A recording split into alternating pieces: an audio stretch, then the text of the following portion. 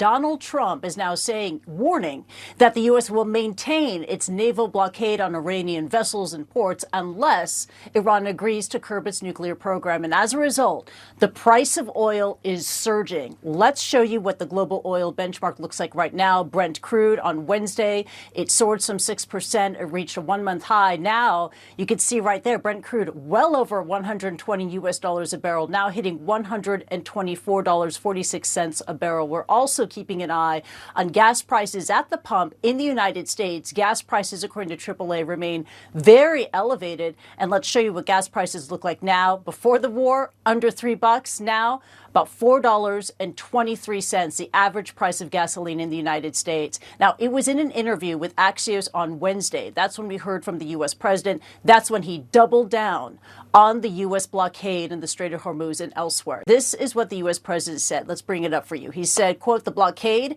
is somewhat more effective than the bombing. They are choking like a stuffed pig, and it's going to be worse for them. They can't have a nuclear weapon," unquote. Now, the U.S. Central Command has called the U.S. naval blockade, quote, "highly effective." It's also said that the blockade has managed to intercept or redirect some 42 vessels since it began earlier this month. Now, in response, Iran is defiant. We heard from the parliamentary speaker, who took to the social media platform X to openly ridicule Donald Trump as well as rising oil prices. This is what he said. He said, quote, "That was the kind of junk advice that the U.S. administration gets from people like Bessent," in reference to the U.S. Treasury Secretary, "who also pushed the blockade theory and cranked oil up to 120 plus. Next stop, 140. The issue isn't the theory, it's the mindset," unquote. Now, mockery aside, Iran is also telling the people across the country to conserve energy. We heard from Iran's oil ministry appealing to the 90 million people inside the country. Now is a time to cut energy consumption as the U.S. naval blockade continues to hold. Erica. And so, Kristie, as we're watching all of this, of course, and oil prices surging, and as you're walking us through the fallout here, Asia is particularly vulnerable, I know. Yes, absolutely. And this is something we've been covering all along throughout this conflict, Erica. You know, Asia and the economies here closely keeping an eye on the U.S. naval blockade and the Strait of Hormuz.